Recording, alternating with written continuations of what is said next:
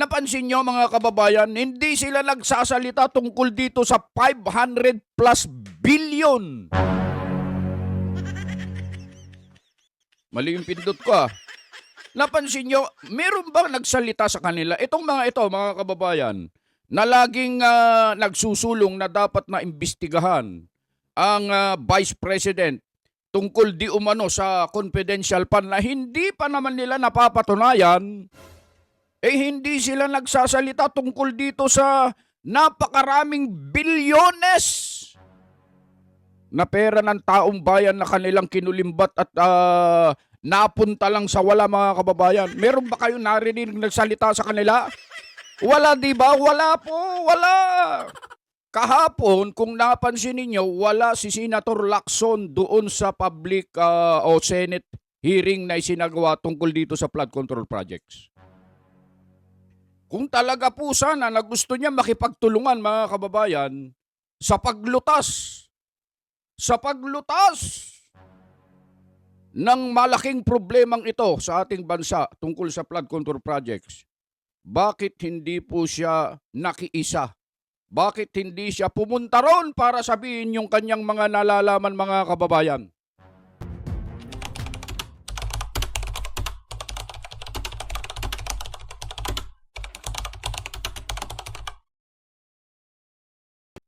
Yun, good morning, good morning, good morning! Andito na naman tayo mga kababayan. Muli na naman tayong maghahasik ng lagim ngayong umaga. Mayroon tayong breaking news. Lagi na lang breaking news yan, Kadyas ah. Anong gusto nyo? Anong gusto nyo? Ayaw nyo ba ng breaking news? Hindi ano na lang, mga gimbal na balita at mga karumal-dumal na balita.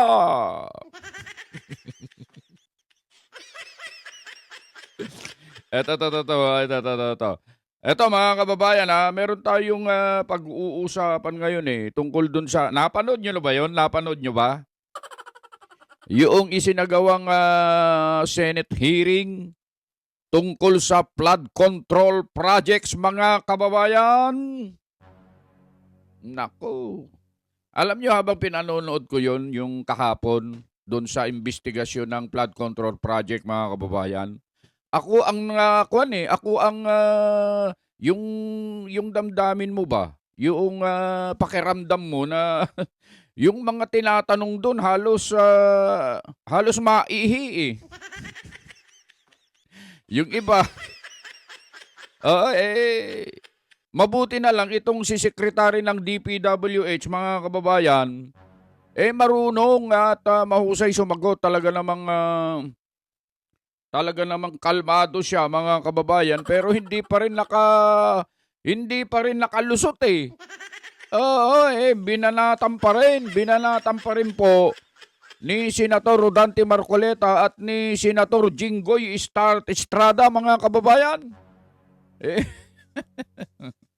Ilalagay ko po yung link sa ating description o sa ating comment section tungkol po doon sa naging live natin sa investigasyon dito sa mga kawatan, mga naglustay ng mga napakaraming pera. Isipin yung 564 ba yun?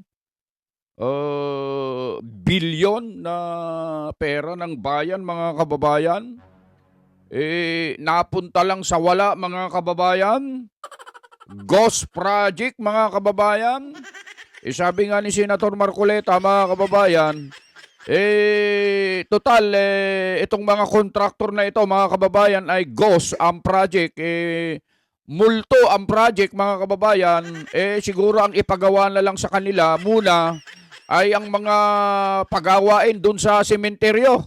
Kasi doon naman bagay sa kanila dahil sa multo ang kanilang mga project mga kababayan.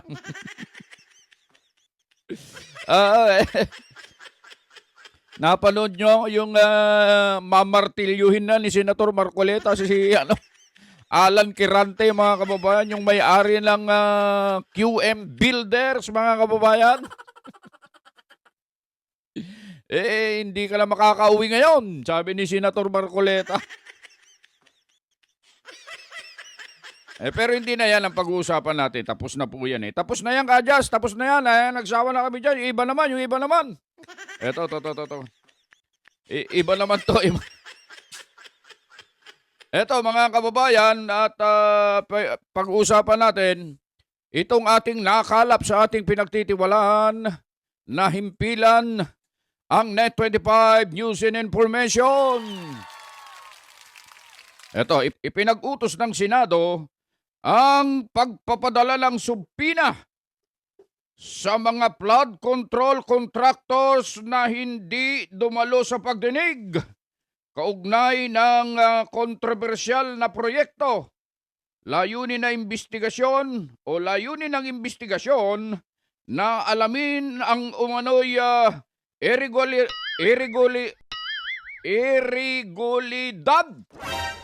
Irregulidad yan, hindi mo pa mabanggit-banggit ka dyan. Irregulidad at kapabayaan sa pagpapatupad ng mga flood control projects na nagdulot ng matinding pagbaha sa ilang lugar. Yun pala yun, mga kababayan. At dahil dito, mga kababayan, panoorin natin itong news naman mula po dito sa 100%.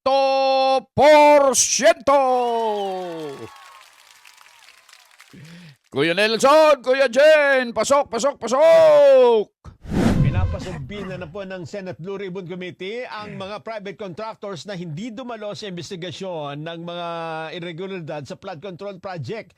Sa 15 contractors na tinukoy, ang tumugon lamang ay 11 at 7 ang dumalo sa pagdinig. Hindi dumalo sa pagdinig si Cesara Discaya, contractor ng Alpha and Omega, Jen. Maging ang mga contractor ng Top Notch Catalyst Builders, SunWest Incorporated, Royal Crown Monarch Construction and Supply, Wawaw Builders at LRTK Builders. Dahil dito, si ginito ni Senador Ronald De La Rosa na ipatawag na mga hindi sumipot at agad namang inaprubahan ng komite. Ayon kay Senador Sherwin Gatchalian, mas mainam na yung mga mismong may-ari ang dumalo at ipatawag at hindi lang mga kinatawan para makasagot kaagad sa tanong ng mga mambabatas. Tiniyak naman ng komite na ipapatawag ang mga responsableng opisyal ng bawat kontraktor sa susunod na hearing.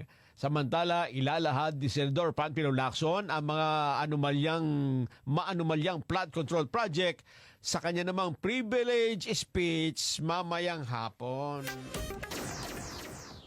Yun yung ating nakalap mula po sa Net25 News and Information. 100% mga kababayan. Salamat Kuya Nelson at Kuya Jen.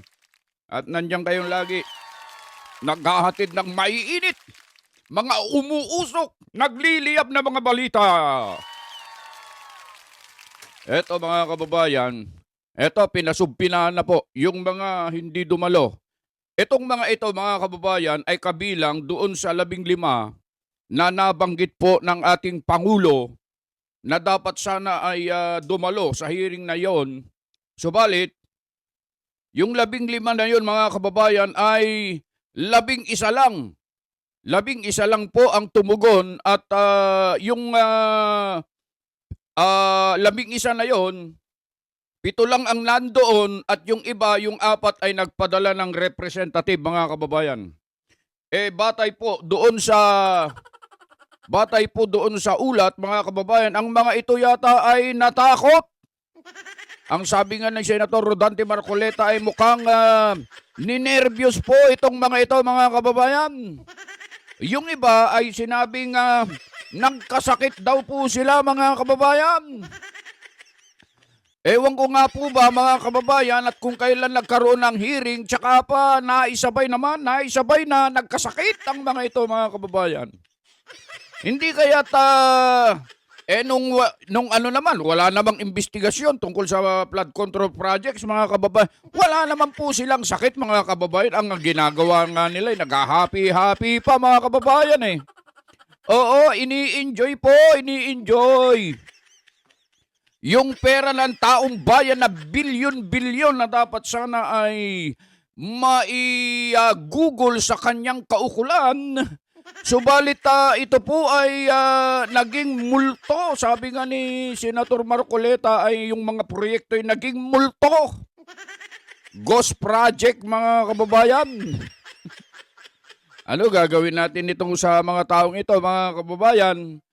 Samantalang kung magsalita raw,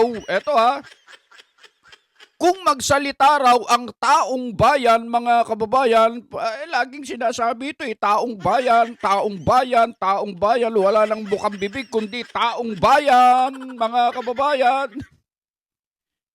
Ito daw si BP Sara, mga kababayan. Dapat daw imbestigahan na dapat daw ma-impeach. Lagi yung isinusulong ng mga makabayan. Ano bang mga ML party list na yan, mga kung ano-anong party list na yan, mga kababayan. Bakit napansin nyo, mga kababayan, hindi sila nagsasalita tungkol dito sa 500 plus billion? Mali yung pindot ko. Napansin nyo, meron bang nagsalita sa kanila? Itong mga ito, mga kababayan, na laging nagsusulong na dapat na imbestigahan ang Vice President tungkol di umano sa confidential fund na hindi pa naman nila napapatunayan, hindi sila nagsasalita tungkol dito sa napakaraming bilyones na pera ng taong bayan na kanilang kinulimbat at napunta lang sa wala, mga kababayan. Meron ba kayong narinig nagsalita sa kanila? Wala, di ba? Wala po, wala. Kasi ang gusto nila, meron sila kasing hidden agenda, mga kababayan. Dito, wala tayong kinakampihan dito, ha. Ito'y nakikita lang po natin base sa ating obserbasyon at sa mga pangyayari, mga kababayan, sa ating bansang Pilipinas. Wala tayong kinakampihan dito, mga kababayan. Hindi tayo maka-pro Duterte, hindi tayo pro BBM o kanino man. Tayo po ay sa tama lang po, mga kababayan. Mga kababayan, itong mga ito, pinadalan po ng subpina. Sana po sa susunod na pagkakataon, pagka ito'y humarap na po ay magkakaalaman, mga kababayan. Lalo na itong mga binanggit kanina ni Kuya Nelson. Sa kanyang balita, mga kababayan, yung mga malalaki yun Yung mga malalaking contractors na ang nasa likod niyan ay mga malalaking tao din, mga kababayan. Batay nga po dun sa mga sabi-sabi, mga kababayan, ito raw po ay pag-aari po ng mga congressman, mga kababayan, na nasa kamara. Oo, hindi tayo magbibigay ng pangalan dito, mga kababayan, pero darating ang panahon, malalaman din natin lahat yan, mga kababayan. Kaya ito, sana sa susunod na hearing, makaladkad ang mga ito para papunta sa Senado, mga kababayan, ng magkaalaman. Nang magkaalaman po, mga kababayan. Sana ito, General Torre, kayo naman po ay matapang. Opo, at kayo po ay iniidolo po namin na napakatapang po ninyo. Sana po itong mga ito na napakakalaking halaga po kasi ito Bilyon-bilyon po ito dapat po ito ay madala po ninyo. Kung kayo po kasi ang kinatatakutan, kapag kayo po kasi ang umaresto, walang makakapalag dyan, General Torre. Sana maipunta nyo ito sa Senado nang sa ganun ay maimbestigahan. Magtatanong lang naman. Hindi naman po sila hinuhusgahan na ganun nga po ang ginawa sa pera ng taong bayan, pero karapatan po magtanong ng taong bayan sa pamamagitan po ng itinalaga dyan sa Blue Ribbon Committee na pinangungunahan po ni Senator Rodante Marcoleta. At ito pa po, kung napansin nyo, mga kababayan, mamayang hapon po, magsasagawa ng privilege speech itong si Senator Lacson. At batay dito sa ulat na ating napanood kanina mula sa ating pinagtitiwalaang himpilan, ibubunyag daw ni Senator Lacson yung mga anomalya po sa flood control project, mga kababayan. Ito po ang napansin po namin, mga kababayan. Kahapon po ha. Kahapon, kung napansin ninyo, wala si Senator Lacson doon sa public o Senate hearing na isinagawa tungkol dito sa flood control projects.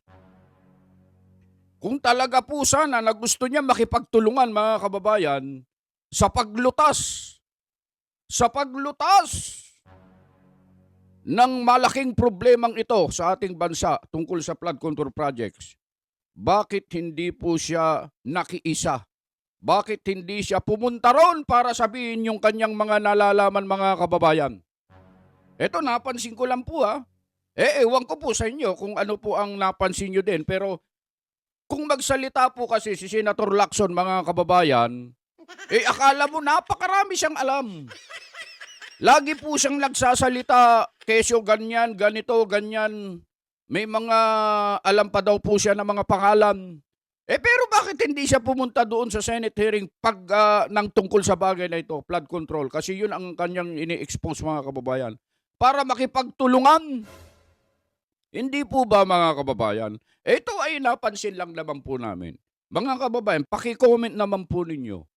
Kung yung napansin namin ay napansin din po ninyo, yung nangyari po kahapon. Wala si Senator Lacson doon eh. Di sana nakapagsalita din, nakapagbigay ng kahit na konti lang para hindi naman ano yung kanyang privilege speech mamaya. Kahit konti lang sana. At least, naipakita po niya na siya ay kaisa. Na siya ay talagang lumalaban sa korupsyon, mga kababayan. Opo, yun lang po ang sa amin naman. Opinion natin ito, mga kababayan. Malaya naman tayo magbigay ng opinion. Ito namang sa atin, hindi lang naman tayo nagbibigay ng opinion, kundi nagtatanong lang naman po tayo. Nagtatanong lang naman tayo, bakit? Bakit hindi siya pumunta ron? Ano dahilan? Pwede naman yatang pumunta lahat doon para magbigay ng kanyang opinion, makapagtanong o kung ano-ano man, mga kababayan, di po ba? Bueno, yun lamang po ating may babahagi ngayong umagang ito. Binigyan lang namin kayo ng isang maliit na content na sana po ay napagtyagaan nyo pong napanood dito, mga kababayan, kahit na kahindik-hindik, karimarimarim, karumaldumal na content. Pasensya na po kayo. Bueno, muli po ang inyong lingkod, Just Vlog. Bumabati po sa inyo ng isang magandang araw. Saan man po kayo naroroon, Luzon, Visayas at Mindanao. Lalong-lalo na po sa ating mga kababayan dyan sa abroad. Sa lahat ng mga OFW na walang sawang nagko-comment, nagla-like, nag-share ng ating mga videos. Magandang araw po at lagi po kayong mag-iingat sa inyong mga paggawa.